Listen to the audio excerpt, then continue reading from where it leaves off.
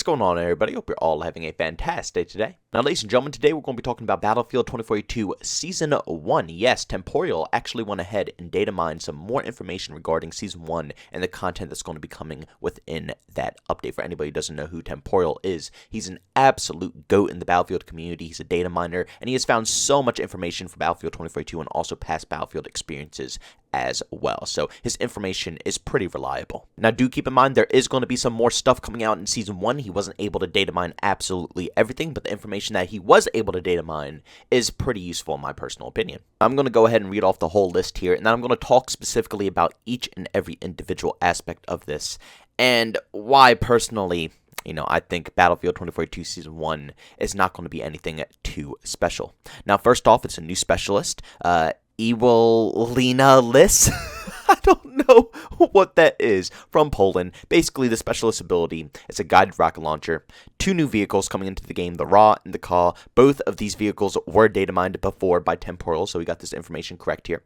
A new map and experience, Exposure. As we all know, he also data mined this map a long time ago, so this is going to be the singular map that comes into Battlefield 2042 Season 1. There's going to be Exposure Conquest 24/7, Exposure Mayhem, and also there's going to be a Premium Battle Pass. 2 different types of Premium Battle Passes. The first one is just regular, and then a Premium Battle Pass plus 20 tiers. Basically the exact same way that you can go into the Call of Duty Battle Pass. Now, to start this off, we're going to dive right on deep into the new specialist. What happened? Wasn't this supposed to be the specialist that had the RCXD car? Now, trust me, I'm not angry that they changed that because, in my personal opinion, that specialist ability was going to be beyond obnoxious. Just pub stompers, just absolutely destroying kids with non-stop respawn RCXD cars, and it's just a nightmare. But you changed it to a guided rocket launcher? I mean, that could have just been simply something you added into the weapons list to, allow us to have different, styles of rocket launchers. We could have easily had the class system introduced into this game and put that brand new rocket launcher right into the weapon list to allow whoever wants to pick the assault class to have more variety. That would have just added more variety. But does this add more variety? No, I mean, it doesn't. Why would I choose this specialist over any of the other specialists I have? I mean, I could just pick Angel, give myself endless, ammo or something like that, or Falcon, just heal myself, and pick a rocket as a secondary. There's both lock-on rockets for air vehicles, and there's regular rockets for ground vehicles. It's as easy as that. Yeah, it's going to be nice to, have, a guided rocket that would be cool to, use. But is it needed? Like, do I have to pick that specialist in order to get that? No, I could easily go without it. Anyone to know what I think the reason behind all this is?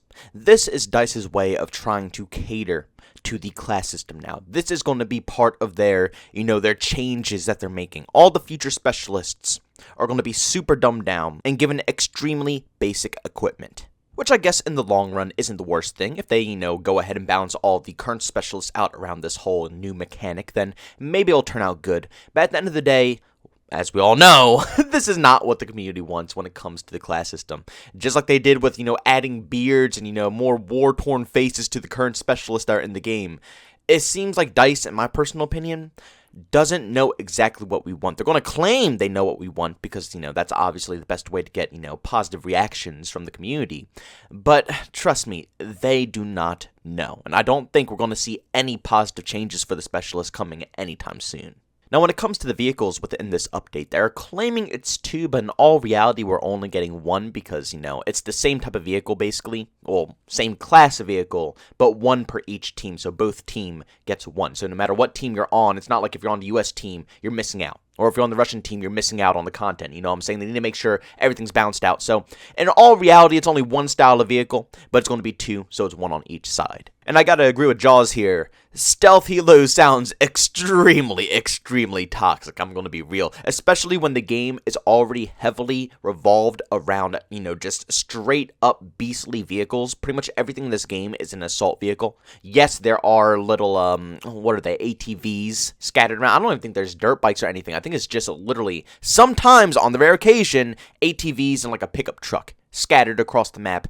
If you're lucky enough, you'll find one in Conquest. But Every single vehicle in this game is a freaking death machine. From the transport vehicles like the Jeeps and, all that other stuff, the hovercraft and all this crap, all the way up to the tanks, to the helicopters, everything in this game is just god tier. And we already have the Nightbird, which is already a cracked out, air vehicle as it is.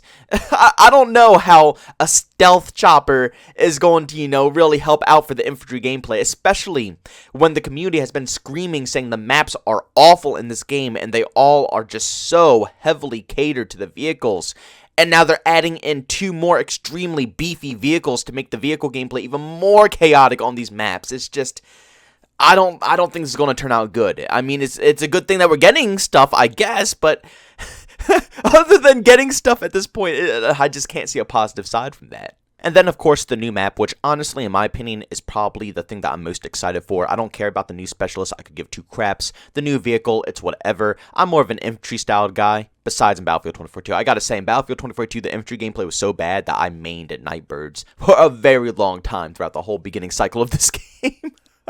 But still, I love infantry. That's where I'm really at, so I don't really care about new vehicles. The map right there, I think, is going to be the best aspect of Season 1, and I'm hoping that's going to actually be decent because of all the feedback that they heard from the community. I'll be real here. All of the, new revamped versions of the maps like Kaleidoscope and Renewal and stuff like that DICE has shown to us looks really good. Looks extremely impressive, and I am kind of excited to retry these maps when they're introduced into the game, finally. It's going to take a long time to get them in there, but I think those versions of the maps are going to be much better. But with this being seen, I can guarantee that the new map, the new experience, probably had so much work being done to it. I mean, that might even be the reason why it's only 1 map coming out, because they probably had to completely revamp the whole map as it is. And then, of course, they're adding in a 24/7 Conquest playlist for this map, as they should. It's a new map. You want to make sure that people can play it as much as possible. But one thing I do like is the new mode, Exposure Mayhem. Nothing really crazy. It's just increased respawn time, increased movement, quicker vehicle spawns, stuff like that. Basically, it's going to allow you to get back into the action a little bit faster. So it's going to be a lot easier to learn this map when I'm able to move around it faster, when I'm able to, get into vehicles faster and be able to explore and go out and find the new things that are in this map. It's going to be easier, with movement speed being kicked up to be able to, move across the map.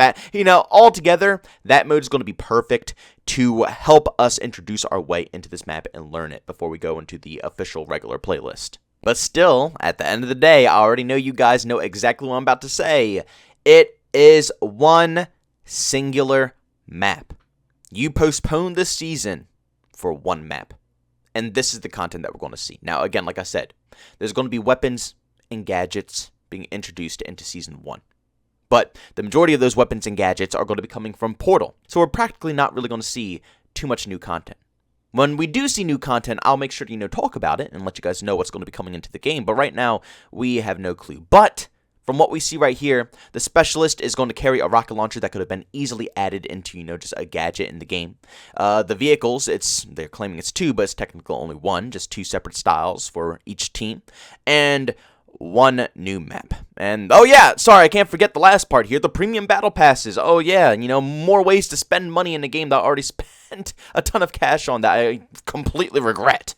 I'm going to make a bet with you guys right now. How much do you guys want to bet that when Season 1 drops, we're going to get the bare minimum content, the bare minimum weapons, the bare minimum gadgets, and the bare minimum maps? We're going to get nothing, yet the store is going to be packed to the brim with content to purchase. I promise you. I'm willing to put a bet down for this one, that when that season drops, we're not going to get anything, but that store is going to be filled with multiple different types of 20 to 30, maybe even more dollar skins. But ladies and gentlemen, that's a little something of what's coming into Season 1 for Battlefield 2042. You guys got to see the specialists, the vehicles, the map, game modes, and also you got to know that there will be a battle pass coming into this game as well for anybody who is a hardcore grinder of 2042. You will have a little extra content to grind for, but of course, you already know you're going to have to pay for it. But guys, go down in the comment section and let me know your opinions down below. What do you guys think about the new specialist, the ability, the freaking rocket launcher?